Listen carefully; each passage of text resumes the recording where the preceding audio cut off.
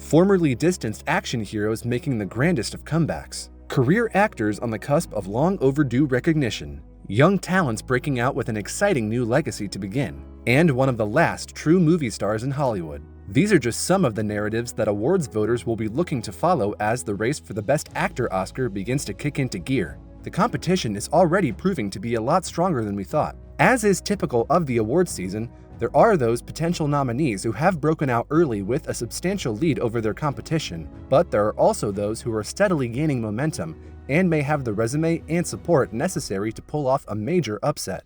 So here are our top 5 predictions for Best Actor in a Leading Role. Brendan Fraser, The Whale. If there's one nominee across all categories who's been talked about to death, it's Brendan Fraser for his tour de force comeback in Darren Aronofsky's The Whale. Who could forget the 6-minute standing ovation for Fraser at the Venice Film Festival? Following a 600-pound man trying to make amends with his family and himself, The Whale is being kept in the awards conversation single-handedly by the strength of Fraser's performance. What's it gonna do? My internal organs are 2 feet in at least.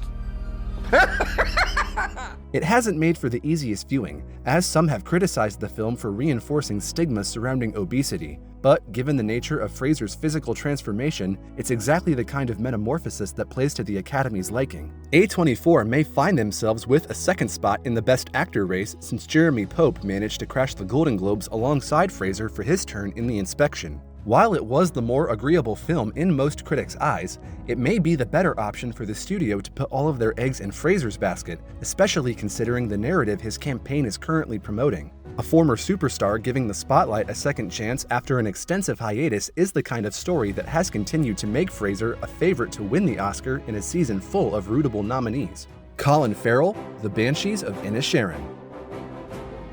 The far less showy Colin Farrell has been a clear favorite among various critics groups since his Best Actor win at Venice, even taking home the same award from the National Board of Review. The Banshees of Inisherin remains an immovable contender in the awards it's gunning for, as evidenced by its commanding 8 nominations at the Golden Globes. Farrell is an actor who has commanded perennial respect across the entertainment industry, but has yet to translate that into an Oscar nomination. What may give him an edge in this particular year is that, should he be campaigned correctly, plaudits for his performance in Banshees can be further bolstered by the popularity of his performances in After Yang and The Batman. Giving 3 standout performances in 3 highly acclaimed films in the same year is no small feat, and if it turned out that the subtleties of his turn in Banshees could only carry him so far, then it's possible that he could easily play the hand of an overdue actor looking to cap off the best year of his career with a gold statuette. So tomorrow, Sunday, God's Day, around 2, I'm going to call up to your house and I'm going to set fire to it and hopefully you'll still be inside. Austin Butler, Elvis. As evidenced by 3 major nominations and previous wins for the likes of Sissy Spacek, Jamie Foxx, Reese Witherspoon, and Rami Malek, each of whom would go on to collect Oscars. While a win for Butler at the first major stop is unlikely to boost his chances at overtaking Farrell or Fraser, it certainly isn't going to hurt them by any means. The actor has made few appearances in the last several months to promote the film. This is likely the right move on his part, as there's no sense for a nominee as young as him to go searching for validation from older members, especially since his chances of getting a nomination anyway are still the strongest they've ever been. Plus, of all the Best Actor nominees, Butler gives a performance that's arguably the most suited to reach the people in the back.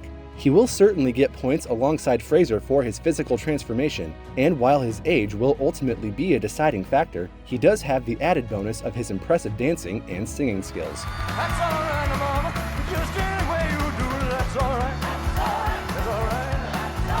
That's all right now, mama. Any way you do it. Bill Nighy, Living.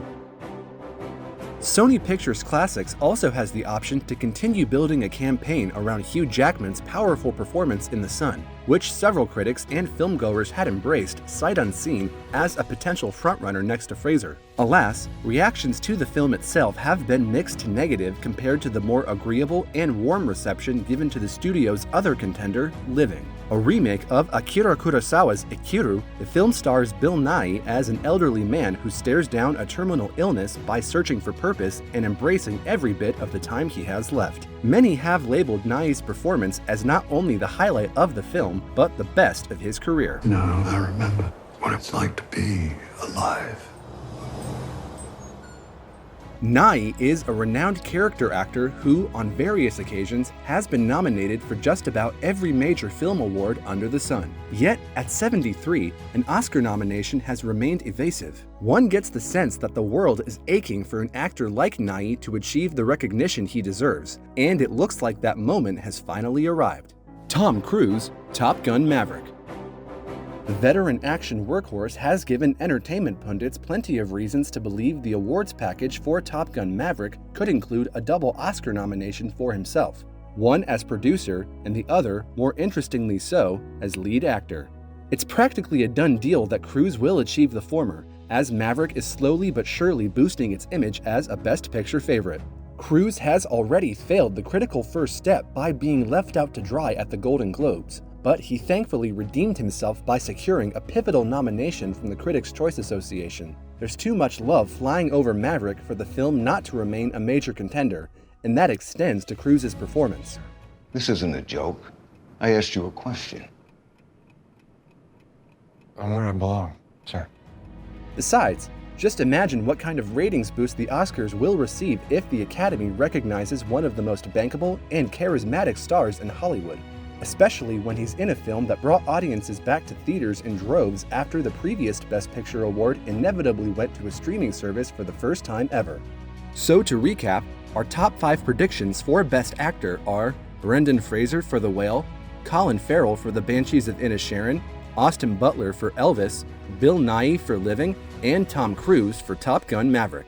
Should each of these predictions come true, this would shape up to be a very interesting Oscars in the sense that only one of these actors has received a nomination before, and the one who has, Tom Cruise, has not received Academy recognition in decades.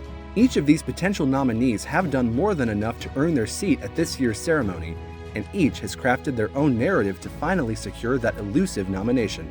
What do you think of our predictions? Who do you think will receive an Oscar nomination? Let us know in the comments down below.